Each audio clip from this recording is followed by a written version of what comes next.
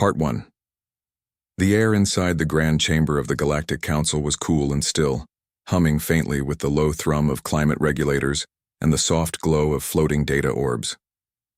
Delegates from a dozen starfaring species sat in tiered arcs around a circular table made of polished moonstone from Virel 9's southern craters. At the center stood Ethan Cole, human diplomat, his dark suit slightly rumpled from 3 days of back-to-back talks. Beside him, Lieutenant Commander Lisa Grant stood with her hands clasped behind her back, eyes scanning the room like a hawk watching a field. Ethan cleared his throat and spoke again, his voice calm but firm. Earth has defended the Helios corridor for 2 full cycles now. We've lost ships, lives, and resources holding that line against mirror raiders, while your fleets were still debating jurisdiction. He paused, letting the words sink in. And yet your proposed terms treat us like a minor colony, not a partner. A ripple of murmurs passed through the chamber. The Cathar delegate Vorak leaned forward on his thick-scaled forearms. His yellow eyes narrowed. You misunderstand, human. The Council appreciates your enthusiasm. But enthusiasm does not equal strategic value. Your species has only been spacefaring for 3 centuries. We have governed galactic peace for 10,000 years. Lisa didn't flinch, but her jaw tightened almost imperceptibly. She remembered the battle at Helios Station. How human frigates had formed a shield wall around a Luminae science vessel. Taking fire meant for beings who now sat in judgment, sipping luminescent tea from crystal cups. Ethan kept his tone even. Experience matters, yes. But so does action. We didn't ask for a seat at this table out of pride. We earned it by standing when others stepped back. Vorak let out a dry hiss that passed for laughter among his kind. Earned?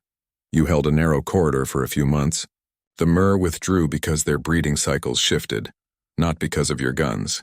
Do not confuse coincidence with courage. From the far side of the table, Zayla of the Luminae shifted her crystalline form. Light refracted through her translucent limbs, casting prisms on the walls. Vorak, she said, her voice like wind through glass chimes. The human fleet did intercept 3 Mer hive carriers before they reached the inner colonies. That is documented. Vorak waved a clawed hand dismissively. They were lucky. One lucky skirmish does not make a galactic power. Ethan felt the weight of every slight, every condescending glance. He had come here hoping for fairness, for recognition. Instead, he found arrogance wrapped in protocol. He glanced at Lisa. She gave the tiniest nod, almost invisible, but it said everything. They had been warned. Earth Command had prepared for this. Just then, a small pulse vibrated in Ethan's inner earpiece. A private channel. He listened for 3 seconds, his expression unchanged. Then he straightened his tie, took a slow breath, and turned to the Council. Thank you for your time, he said simply. Vorak blinked. That is all? You have no counter-proposal? Ethan shook his head. Not today. He turned to Lisa. Let's go. Without another word, the 2 humans walked out of the chamber. Their footsteps echoed against the smooth stone floor. The only sound in a room suddenly too quiet. The delegates stared after them. Some confused, others amused, a few uneasy. Outside, the corridor was empty except for a pair of Cathar guards who stepped aside without comment. As the heavy doors sealed behind them, Lisa finally spoke. They really think we're just here to fetch coffee and sign papers. Ethan smiled faintly. They see what they want to see. A young species, loud, emotional, disorganized. They don't understand that we choose our battles. Back at the human delegation suite, a modest set of rooms tucked into the lower levels of the Council spire, Ethan opened a secure comms line. Earth Command's emblem flickered on the screen, then resolved into the face of General Paul Dawson. His expression was grim but expectant. Did they listen? Dawson asked. No, Ethan replied. They doubled down. Called our defense efforts incidental. Dawson nodded slowly. Then it's time. Lisa stepped into view. We're pulling out? Not just pulling out, Dawson said. We're going dark. All diplomatic channels will go silent in 12 hours. Fleet Command has already begun Phase 1 of Aegis. Lisa's eyes widened slightly. They're really activating it? They left us no choice, Dawson said. We offered peace as equals. They offered us a leash. Now they'll learn what silence sounds like. Ethan looked out the window of the suite. Virel 9's twin moons hung low in the violet sky, casting long shadows over the spires of the Council City. Below, alien shuttles zipped between towers, unaware that something fundamental had just shifted. Later that evening, as the human team packed their gear, there was no anger, no shouting. Just quiet efficiency. Data drives were wiped. Encryption keys rotated. Personal effects stowed in standard-issue duffels. No fanfare. No dramatic exit speech. They simply checked out of their rooms, handed their access badges to the front desk, and boarded their shuttle. As the vessel lifted off, Lisa watched the council spire shrink beneath them. "They'll think we ran," she said. "Let them," Ethan replied. "Running implies fear. We're not afraid. We're done explaining ourselves." The shuttle pierced the upper atmosphere and docked with the UNS Resolute, a sleek destroyer-class ship waiting in high orbit. Captain Diaz greeted them with a nod. "All systems green. We're cleared for departure. Set course for Sol," Ethan said. "Aye, sir," Diaz replied. As the Resolute turned its nose toward home, the stars ahead seemed brighter, closer. Behind them, the council moon faded into the black. On Varel 9, news of the human delegation's departure spread slowly at first, then all at once. Some laughed. Others shrugged. Vorak told reporters that humanity had shown their true nature, impulsive and thin-skinned. But Zayla watched the empty human suite on her monitor and felt a strange unease. Humans did not act without reason, and they did not leave quietly unless they had already decided what came next. She sent a private message to her research team. Pull all records on early human space engagements. Cross-reference with ancient Luminae archives. Something about this silence felt familiar, but by then it was too late. The humans were gone, and the galaxy, for the first time in centuries, had stopped paying attention to them.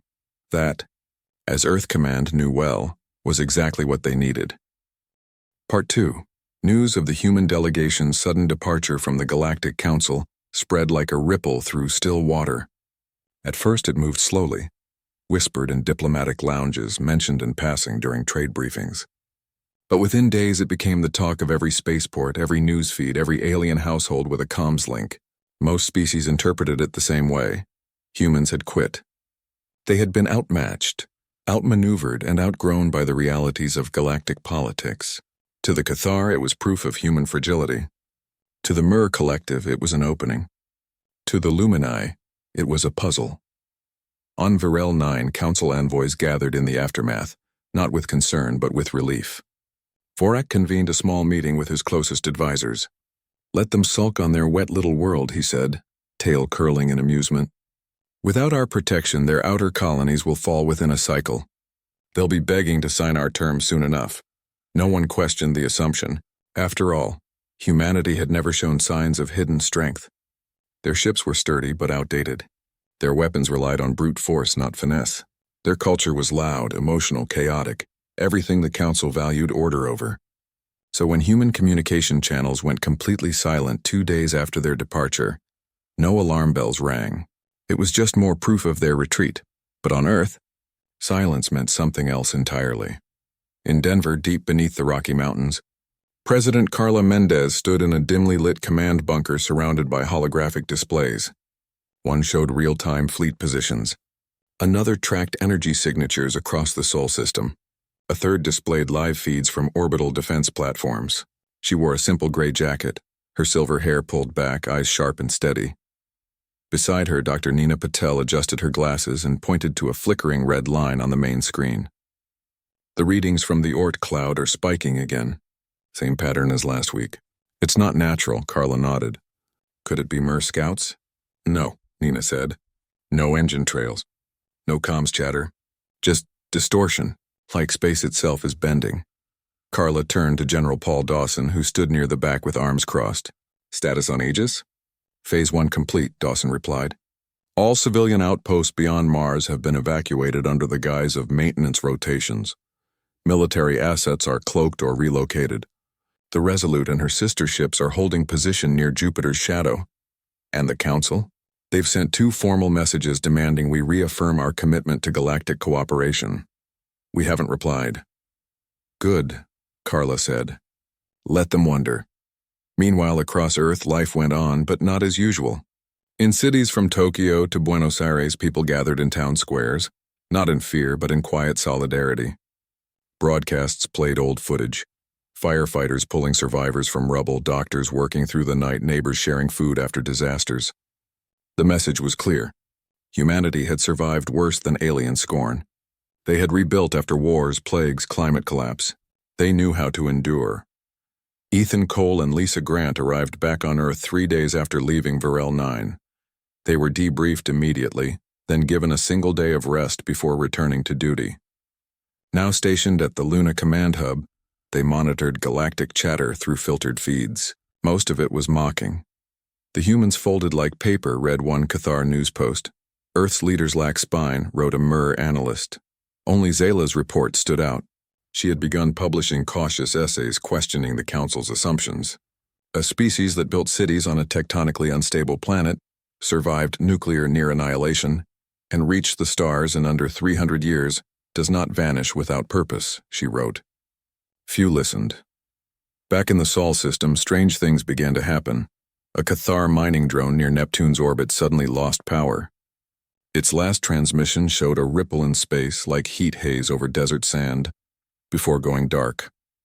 A Mir scout vessel, sent to investigate human activity near Saturn, vanished without a distress call. Its debris field, discovered weeks later, showed no signs of weapon fire. Instead, the hull was twisted in ways that defied known physics. At first, the Council blamed system malfunctions or rogue asteroids. But when a Lumini science probe sent to study the anomaly returned with corrupted data, and a single phrase etched into its memory core, "We were here first," even Vorak grew uneasy. On Earth, no one celebrated. They watched. They waited. In a hidden lab beneath the Pacific Ocean, engineers fine-tuned the final components of Project Aegis. It wasn't a weapon, not in the traditional sense. It was a shield. A network of quantum field emitters, neural AI sentinels, and phased stealth matrices that didn't just hide ships, but bent perception itself. Developed over 40 years using fragments of ancient tech found in Antarctic ice and lunar caves, Aegis turned human space into a ghost zone.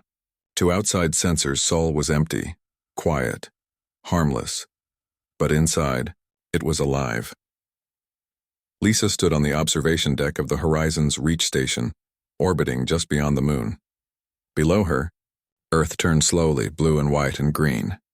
She thought of the Council chamber, of Vorak's smug certainty. He thought humans were small.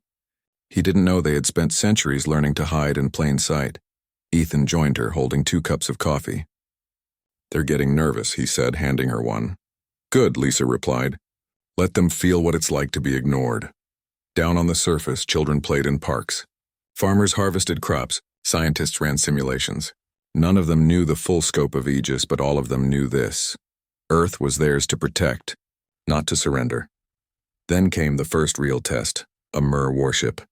Larger than any before, crossed into the outer edge of the Sol system. It didn't send a hail. It didn't ask permission. It simply powered up its plasma cannons and aimed for Mars, an easy target, they thought, now that humans had retreated. What they didn't know was that Mars was empty. The colony had been evacuated weeks ago. The domes were dark, the landing pads cold. As the Mir ship passed Jupiter's orbit, something changed. Its sensors flickered. Navigation failed.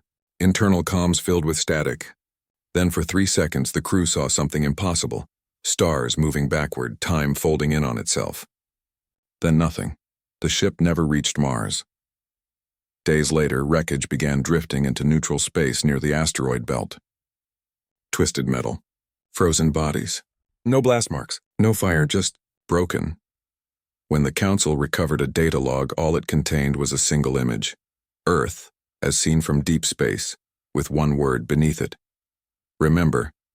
Vorak called an emergency session. For the first time, his voice lacked its usual confidence. "This is not human technology," he insisted. "It cannot be." But Zayla stood and faced him. "Then whose is it?" she asked. "Because someone is defending Sol, and it isn't us." Silence filled the chamber.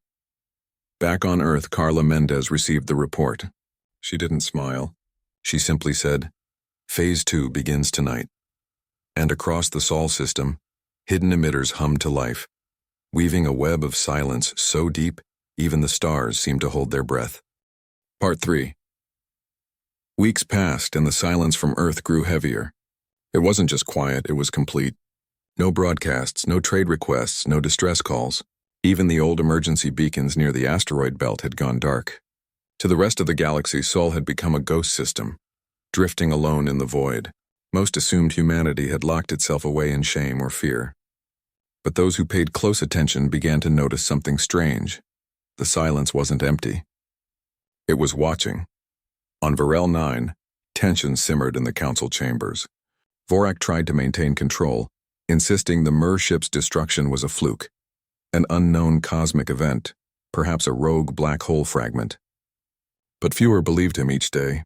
The Lumini had stopped attending routine meetings. The Mer Collective recalled half their outer fleets. Even the Cathar border patrols grew cautious, scanning the dark between stars with new unease. Zayla worked day and night in her private archive chamber, cross-referencing ancient records with recent anomalies. She found fragments, old Lumine texts that spoke of a silent builder's race, beings who shaped gravity and time before the first council was ever formed.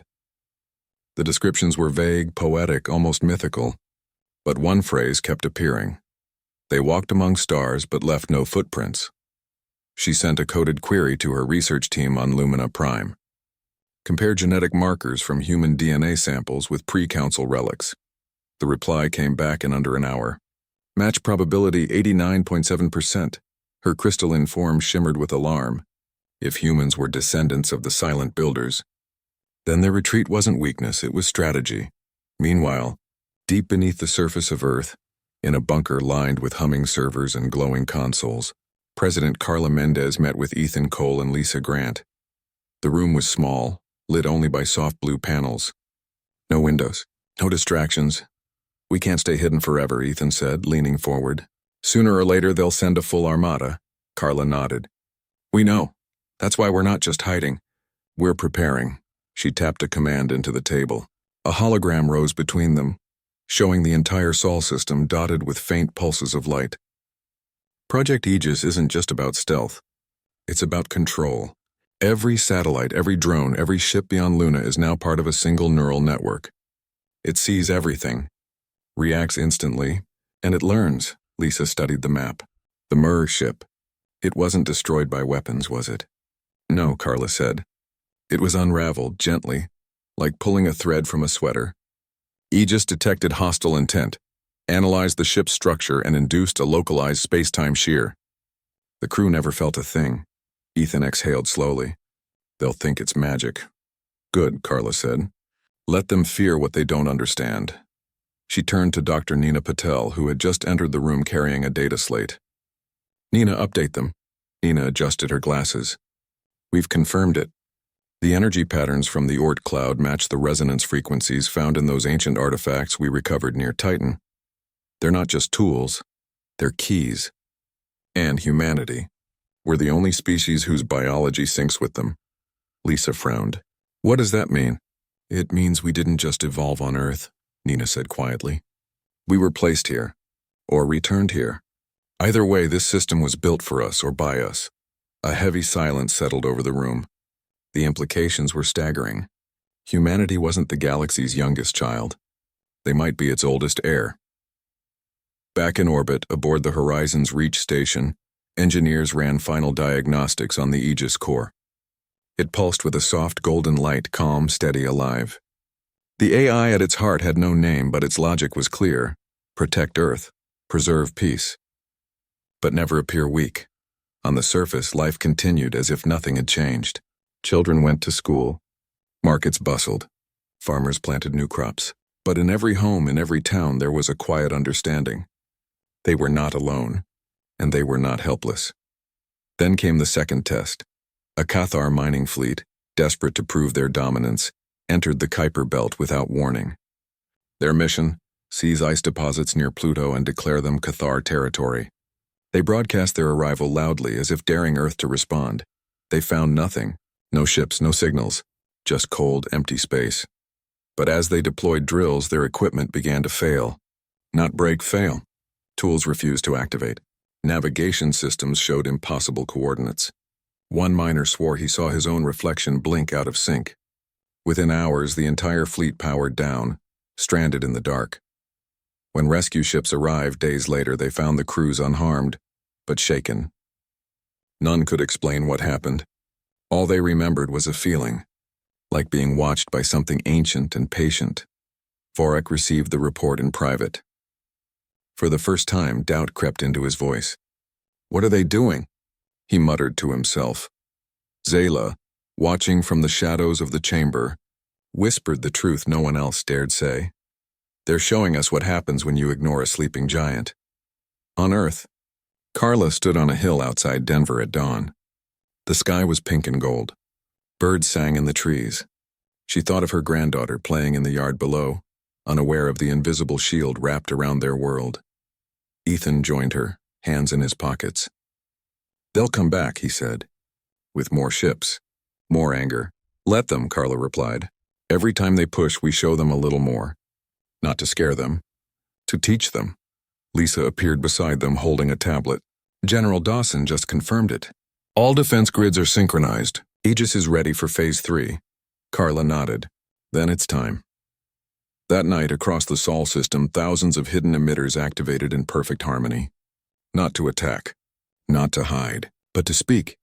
Every alien probe, every listening post, every ship near human space received the same message.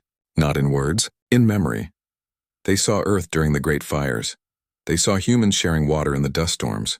They saw doctors working in ruined hospitals, soldiers laying down arms to carry children to safety. And over it all, a single line, translated into every known language. "We know how to lose everything. Do you?" The message lasted only 10 seconds. Then silence returned. But this time it carried weight. On Varel 9, Zayla watched the playback 3 times. Tears, real liquid tears, formed in her light-refracting eyes. She had studied war, diplomacy, power, but she had never seen a species choose mercy after being wronged. Vorak, for once, had no reply. And in the dark between stars, humanity waited, not for war, but for wisdom. Part 4. Panic spread through the Galactic Council like a virus no one knew how to cure. The message from Earth had not been a threat, it had been a mirror. And in its reflection, every species saw something they did not like. The Cathar, proud and rigid, saw their arrogance. The Mer, driven by instinct and expansion, saw their hunger. The Lumini, calm and wise, saw their blindness.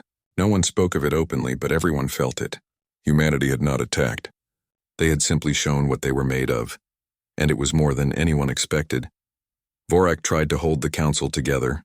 He called emergency sessions, demanded loyalty, accused Zayla of spreading fear, but his voice lacked its old fire.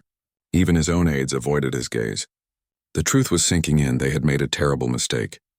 They had treated humans like children, and now those children had grown up in the dark, building something no one understood. Then came the final blow. A Mer warfleet, 20 hive carriers, each the size of a small moon, launched from the outer rim without council approval. Their goal was clear: take Mars by force, plant their spore seeds, and claim Sol as Mer territory. They believed Earth's silence meant weakness. They were wrong. As the fleet crossed Jupiter's orbit, every ship vanished from every sensor grid in the galaxy. Not destroyed, not jammed, gone. One moment they were there, engines blazing, weapons charged. The next, nothing, not even debris. Hours later, wreckage began to drift into neutral space near the asteroid belt.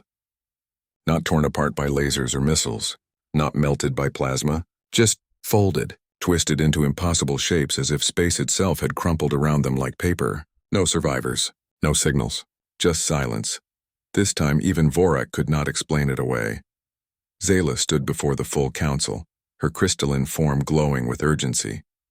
"We must stop," she said, her voice clear and sharp. "Earth is not our enemy. They are showing restraint. If they wanted war, we would already be ash." A Mer delegate hissed from the shadows. "They killed our fleet." "No," Zayla replied. "You sent your fleet into their home without warning. What would you do if someone flew into your nursery with weapons drawn?" The chamber fell quiet. No one answered. Back on Earth, there was no celebration, no victory speeches. In the Luna Command Hub, Lisa Grant watched the sensor logs of the Mer fleet's final moments. Her face was calm, but her hands were clenched. "They never even saw it coming," she said softly. Ethan stood beside her. "They chose violence. We chose defense. There's a difference." Down on the surface, Dr. Nina Patel worked with Lumini data fragments that had just arrived through a back channel Zayla had opened. The ancient texts were clearer now. They spoke of a race that walked among stars not to conquer but to protect. They built systems that healed, not harmed. They vanished not because they were defeated but because they believed others would learn to do the same. They thought we forgot, Nina whispered, reading the translation. But we remembered. President Carla Mendez received a private message from General Dawson. All outer grids stable. No new threats detected. But they're scared now. Really scared. Good, Carla said. Fear is the first step toward respect. She walked to the window of her office. Night had fallen over Denver. Streetlights glowed. Families gathered in homes. The world looked peaceful, normal. But beneath that calm was a strength forged in fire, loss, and hard-won wisdom. On Varel 9, Zayla made a decision. She accessed the deepest vault of Lumini history, the record sealed for 10,000 years. There she found it, a star map with Sol at its center. Around it, symbols matched human DNA sequences. Notes described a guardian cycle, where the silent builders would sleep until the galaxy forgot balance and tipped toward greed. She sent the file directly to Earth, encrypted, untraceable, a gift, an apology. When Nina received it, she called Carla immediately. It's real, she said, voice trembling. We're not just descendants. We're the last line, the ones who stay behind when others rush ahead. Carla closed her eyes. Then we have to show them the way back. The next day, something unexpected happened. A small Cathar science vessel, flying under a white peace flag, approached the edge of the Sol system. It sent no weapons, no demands, just a simple message. We wish to talk. Aegis scanned the ship, verified its intent. Then for the first time in months, a human voice replied, Identify yourself. The Cathar captain, young and nervous, gave his name and mission. We come not as enemies. We come to understand. Lisa, monitoring from orbit, looked at Ethan. Do we let them in? Ethan thought of the council chamber, of Vorak's sneer, of the Mer ships folding into nothing. Then he thought of the children playing in Denver's parks. Let them see, he said. The Cathar ship was guided through hidden corridors of safe space, past fields of silent drones and shimmering energy nets. When it reached Mars orbit, it found not a military base, but a garden. Greenhouses floated in the red sky, growing food for future colonies. Robots tended soil. No guns, no soldiers. Just life. The Cathar captain wept. When he returned to Varel 9, he told everyone what he saw. Not a fortress. Not a weapon. A home. Vorak tried to silence him. But the story spread. And with it, doubt turned to shame. Zayla stood before the council one last time. We called them primitive, she said. But they have something we lost long ago. They remember what peace costs and they pay it daily. That night the council voted. Not on war. Not on control. But on humility. They would send a new delegation. Not to demand. Not to judge. But to ask, and for the first time in centuries the galaxy prepared to listen. Tour 5. The delegation arrived at the edge of the Sol system under a sky full of stars and no weapons. 3 ships, 1 Cathar, 1 Lumini, 1 Mer, flew in perfect formation, their hulls marked with the white sigil of truce. No demands, no ultimatums, just a simple request. We wish to speak with Earth. Aegis scanned them slowly, reading every circuit, every heartbeat, every thought pattern. It found no deception, only uncertainty and something new, respect. The network hummed softly and opened a path. The ships were guided through quiet lanes of space, past silent satellites and drifting gardens, until they reached the orbital station Horizon's reach. Ethan Cole and Lisa Grant waited in the main airlock bay. They wore simple uniforms, no medals, no armor, just humans standing on their own ground. The bay doors hissed open, and the alien delegates stepped through one by one. Vorak came last. His scales were dull, his posture less proud than before. He did not speak at first.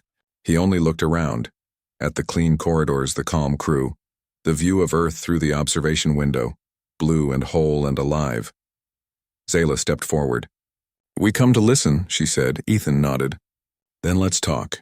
They met in a round room with no raised seats, no head of table. Equal ground, equal light. For hours they spoke, not about treaties or borders, but about fear. About mistakes. About what it means to share a galaxy without owning it. The Mer delegate, a young hive mind liaison named Krell, admitted their fleet had acted out of hunger, not hate. The Cathar elder confessed they had seen humanity's youth as weakness, not potential. And Vorak, after a long silence, said the hardest words of his life. "We misjudged you," he said, voice low. "Not your strength, but your patience." Lisa looked at him, then at Earth through the window. "We didn't leave because we were weak. We left because you weren't ready to listen." No one argued. No one defended the past. They simply sat with the truth. Later, President Carla Mendez joined them via secure link. Her face appeared on a soft screen, calm and steady. She did not gloat. She did not scold. She offered something rarer, understanding. "We've all made mistakes," she said. "What matters is what we build after." A new treaty began to form, not on paper, but in trust. Earth would take a permanent seat on the Galactic Council, not as a junior member, but as an equal. Human scientists would work with Lumini scholars to study the ancient builder archives. Cathar engineers would help rebuild the outer defense grids, not to control, but to protect. And the Mer would send observers, not soldiers, to learn how humans grew food in dead soil and hope in hard times. Dr. Nina Patel stood beside Zayla in the station's research wing, showing her the resonance patterns from the Titan artifacts. "This isn't just our history," Nina said. "It's yours too. We all came from the same silence." Zayla touched the screen gently. "Then perhaps we can return to it together." As the talks continued, something shifted in the air, not just in the room, but across the galaxy. News spread not of war, but of wonder. Children on distant worlds drew pictures of Earth. Poets wrote verses about human gardens in red dust. Merchants began trading not just goods, but stories. When the delegation prepared to leave, Vorak turned to Ethan one last time.